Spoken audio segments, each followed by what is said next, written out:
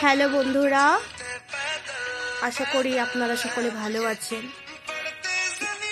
আমি একদমই ভালো নেই। তার কারণ হচ্ছে আমার মা খুবই কষ্টে আছে, প্রবলেমে আছে।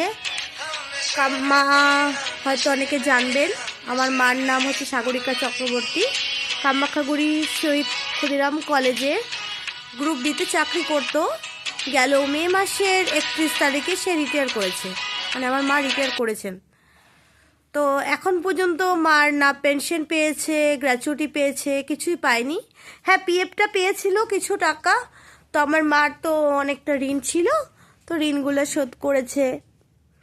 তো এখন দেখেন, মে মাস থেকে এটা হচ্ছে ডিসেম্বরের প্রায় শেষের দিকে, এখন পর্যন্ত মার পেনশন চালু হয়নি। আর গ্র্যাচুইটি বা আরও অন্য যেসব বিষয়ে টাকা পাওয়া যায় এসব কিছুই পায়নি। তো কলেজ থেকে মানে বলা হয়েছিল, কলেজের যারা উচ্চপদস্থ কর্মচারীরা আছেন বা প্রিন্সিপাল আছেন, ওরা বলেছিল যে আজকে 20 তারিখে মার টাকাটা ঢুকবে, মা তুলতে পারবে। নিঃসন্দেহে আপনি আসুন সোমবারে। আপনাদের মানে আজকে 20 তারিখ তো অ্যাকচুয়ালি হয়নি। 20 তারিখে মা কলেজে গেছিল, সেদিনও বলছে যে 20 তারিখে আজকে হবে না, আমরা সব কিছু করে রাখবো, সই সাবুত মানে চেক থেকে সই টই সব করে রাখবো, তো সোমবারে আপনি টাকাটা তুলতে পারবেন, কোনো প্রবলেম নেই। তো আজ ছিল সোমবার, আজ মা গেছিল কলেজে, ঠিক আছে। তো এমনিতেই কলেজে গেলে অনেকেই মার প্রতি বিরক্ত ভাব করে, হ্যাঁ, কিন্তু মানে এরা একবারও ভাবে না, মানে আমার মাও কিন্তু এই কলেজেরই একজন মানে অংশ ছিল। যখন প্রথম দিকে কলেজটা চালু হয়েছিল, তখন থেকে আমার মা আরও 4-5 জন ছিল যারা পুরাতন কর্মী, এরা ছিল। তাই ওদের ভূমিকাটা কিন্তু কম নয় কলেজের। এই এখন যিনি প্রিন্সিপাল এসেছেন, তিনি তো তখন এখানে ছিলেনই না, তিনি তো কিছু জানেনই না কবে থেকে মা হয়তো এটা জানে মা 26 বছর ধরে চাকরি করছে। কিন্তু এখন যাই হোক, মা কলেজে গেলে অনেকেই বিরক্ত হয়, পছন্দ করে না। হ্যাঁ, আজকে যদি মানে কলেজের কোনো স্টাফের, টিচারের বা অন্য কোনো যারা কর্মী আছে, এমপ্লয়ি আছে, তাদের যদি 3 মাস বেতন না দেওয়া হয়, তারা কি করবে?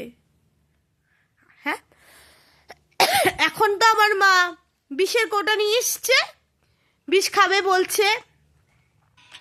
তো আমি মাকে বললাম, একটু থাকো মা, এসব করো না, আমি দিদিকে বলে তো সব জানাবো। তো আমি জানিয়েছি, যথারীতি কমপ্লেন করা হয়ে গেছে, ঠিক আছে।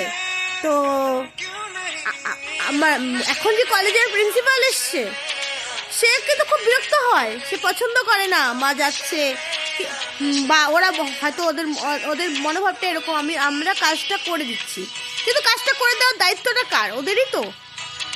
প্রিন্সিপাল বা অন্য যারা আছে এদেরই তো, যারা উচ্চ পদে আছে, তারাই তো এসব করে। তাহলে একটা বয়স্ক মানুষকে এভাবে কেন হ্যারাসমেন্ট করা হবে? আজকে যদি আমার মা সত্যি কিছু করে, এর আগেও মা করেছিল, গায়ে আগুন দিয়েছিল, হ্যাঁ, তো এর পরবর্তীতে আমার মার যদি কিছু হয়, কলেজ কর্তৃপক্ষ, জিবি মেম্বার, অবশ্যই জিবি মেম্বার প্লাস প্রিন্সিপাল দায়ী থাকবে। হ্যাঁ, আমি কিন্তু ছাইরে কথা বলবো না। আমার মা যদি মরে, তাহলে তো আমাদেরও মরতে হবে, এটা বাস্তব। তাহলে আমার মার যদি কিছু হয়, তাহলে আমরাও আরও যে একজন আছে সুইসাইড করতে বাধ্য হব। মা যদি বিষ খায়, তো আমরাও বিষ খাবো, ঠিক আছে। তো আমাদের সকলের মৃত্যুর জন্য দায়ী থাকবে একমাত্র কলেজ কর্তৃপক্ষ, কলেজের প্রিন্সিপাল আর যারা